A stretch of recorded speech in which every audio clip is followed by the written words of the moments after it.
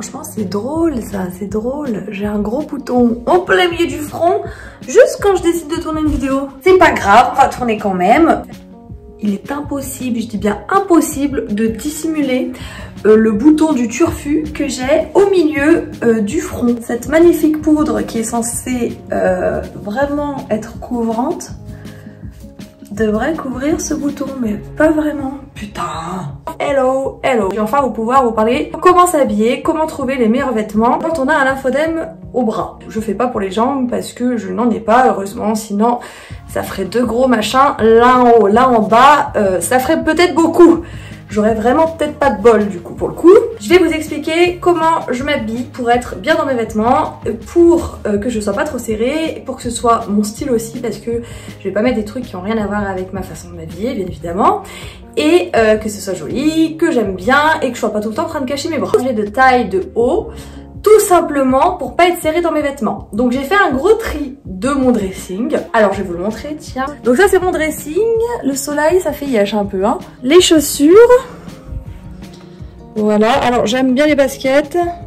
Ça on peut le voir. J'aime les baskets et les chaussures de neige. Voilà, et vu qu'il neige 2 fois par an chez moi, je les mets jamais. Voilà. Et donc j'ai dû changer un paquet de mes vêtements, à plat dans lequel je rentrais plus. Avant j'aimais bien porter ce genre de choses, des chemises bien serrées, comme ceci. Celle-là j'arrive encore à la mettre. J'ai donné les autres vêtements, donc ça a fait le plaisir de mes copines. Mon bras, j'étais trop mal dedans. Même dans celle-ci, on ne peut pas dire que ce soit le confort optimal, surtout que mon bras a gonflé avec le temps. Et il n'était pas gonflé tout de suite au début. Ben, j'étais pas serrée dans mes vêtements, c'était pas venu d'un coup. Donc par exemple ce genre de chemise, j'ai décidé de changer et d'acheter des chemises oversize, si on peut dire ça comme ça, avec des manches oversize un peu larges, c'est pas près du corps. Donc j'ai remplacé par ça. Alors il y a ce genre de haut aussi avec des manches très larges. Donc c'est les petits hauts courts, un petit peu kimono asiatique. Et en fait, les manches sont super larges, donc je suis pas du tout serrée dedans. On ne voit pas mon bras, on voit toujours le manchon. Parce que moi, je le porte tout le temps, le manchon, la manchette, le bras, la main quoi plutôt. Parce qu'au final, moi si je le mets pas, ma main enfle maintenant. Et ça date de pas très longtemps. Donc bon, je me suis dit que ça allait s'arrêter un jour, mais finalement ça a décidé de continuer. Il y a aussi ce genre de vêtements avec des manches extensibles. T'es pas serré dedans. Donc pour l'été c'est pareil, des manches longues et pas pull d'hiver. Donc c'est quelque chose que je peux porter l'été, super léger. Quand il y a le soleil, parce que là les gens sont trop contents de sortir, le soleil, les pique-niques. Non, j'aimais bien les vestes et les polaires. Je pouvais me cacher dessous. Les petites robes à petites brides, je n'ose plus pour le moment. Si j'enlève mon manchon, c'est histoire d'une heure ou deux parce qu'après il enfle tout de suite et ça c'est pas lié à la chaleur, c'est lié voilà à la pas de chance etc.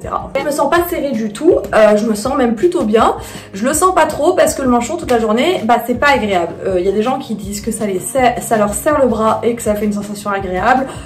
Pas pour moi, ça dépend des gens, mais moi pas du tout, c'est très désagréable au contraire. Autre chose, j'adore les vestes en jean, qu'est-ce que je raconte? En jean, si j'aime les vestes en jean, c'est pas ça que je voulais dire, mais les vestes en jean c'est une bonne chose aussi. Je me suis séparée toutes mes vestes en jean sauf une que j'ai gardée, je suis super serrée dedans mais je l'aime bien, je pas envie de m'en débarrasser pour le moment. J'ai acheté 2 vestes en jean et en une que je devrais recevoir. Voilà, donc ça c'est celle que j'utilise pour l'hiver. J'achète en M, je l'ai bien prise en M.